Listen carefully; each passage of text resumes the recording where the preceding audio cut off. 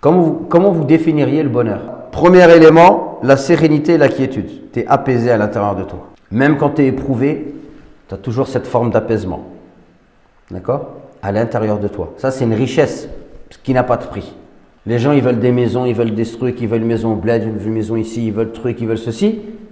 Wallah, si vous avez ça là, as-sakina, dans votre cœur, ça n'a pas de prix. Ça vaut toutes les maisons, toutes les voitures, tout ce que vous voulez. Il y a des gens, ils vous disent, moi, je ne dors pas. Je n'arrive pas à dormir, par exemple. Ou alors, tout le temps angoissé, tout le temps dans la peur. Tout le temps, c'est des gens, ils parlent en onomatopée. Vous savez ce que c'est une onomatopée? Oh là là, non. Oh, et oui. Oh là là. Oh. Que ça, ils sont drogués à la peur, la dépression, la négativité. Oh là là, c'est que ça, toute la journée. C'est un calvaire, c'est une vie comme tu vis comme ça. C'est fou quand même. Il y a dans la bonne vie, as-sakina, l'apaisement. Tu es apaisé. Après, la bonne vie, c'est autre chose aussi. C'est autre chose, c'est ce qu'on appelle al-qana'a.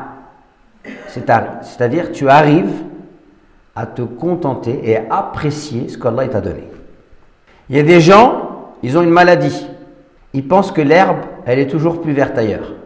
Il construit sa maison et puis il voit la maison de sa cousine, de sa sœur, elle est mieux. Il achète une voiture, il voit la voiture, elle est mieux. Même il regarde sa femme, il dit celle du voisin, elle est mieux. Et la femme, elle regarde son mari, elle dit le mari de ma soeur, il est mieux. Et elle lui dit en plus, toi t'es nul, regarde le mari de ma soeur. Lui, mais ses parents, mes parents sont juste tombés. Regarde les parents là, donc ça, c'est des parents. Ils font ça, ils font ci. Moi, les parents, ils font rien. Donc ça, c'est des gens, ils considèrent que l'herbe, elle est toujours plus verte ailleurs. Vous imaginez la tristesse de ça et la souffrance de cela? Donc il ne faut jamais considérer que l'herbe, elle est plus verte ailleurs. L'herbe, elle est plus verte à l'endroit où tu l'arroses.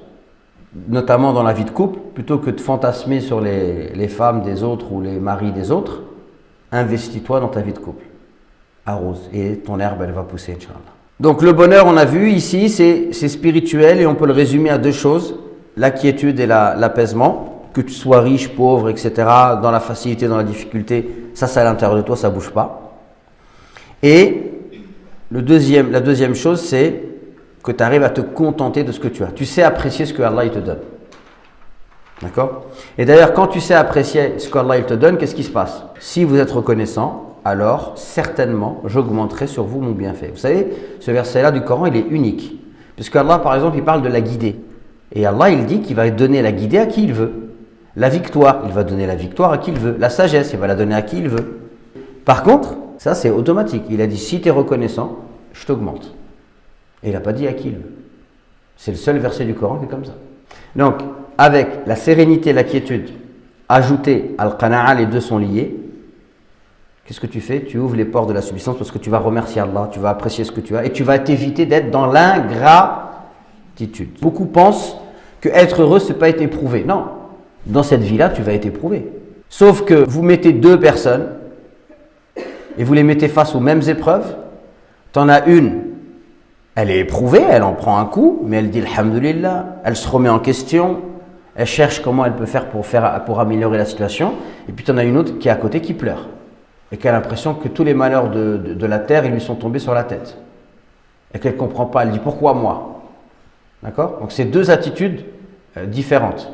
Donc la première, elle est dans un bonheur, puisqu'elle sait accepter les épreuves de la vie. Les accepter, ce n'est pas se résigner. Elle les accepte et elle fait le nécessaire pour s'en sortir. Et ces épreuves pour elle, c'est le moyen de mieux connaître Allah, de mieux se connaître elle-même, de revenir vers Allah, de progresser, etc. dans ce qu'elle est, cette personne-là. La deuxième, c'est le pleurnichage, c'est la résignation, c'est le fatalisme, c'est la négativité, le pessimisme. Donc le bonheur, ce n'est pas une vie dans laquelle tu vis dans une tour d'ivoire et dans laquelle tu n'es pas éprouvé. Au contraire, le véritable bonheur ici-bas, parce que c'est là-haut où il n'y aura pas d'épreuve. Ici, c'est une vie de labeur, de travail. Nous avons créé l'homme pour une vie de lutte. Donc c'est lutte ici-bas. Le bonheur, c'est quand tu arrives à lutter en fait. Et en même temps, tu arrives à apprécier les choses de la vie. Il y a trois visions. La première vision, c'est pour que je sois heureux là-haut, il faut que je galère ici-bas. Donc, je fais rien ici, je suis tourné que vers là-haut. D'autres personnes qui sont tellement occupées à courir après cette vie qu'ils ont négligé la préparation pour la vie après la mort. Ça, c'est la deuxième vision. Ces deux visions-là, elles sont mauvaises. Il y a une troisième vision. C'est une vision qui relève de l'harmonie. Je vais trouver le bonheur ici-bas et je vais œuvrer ici-bas pour gagner ma vie dans l'au-delà. Et je fais du travail de la vie dans l'ici-bas un moyen d'épanouissement et un moyen également qui me permettra de goûter au bonheur dans ma vie après ma mort.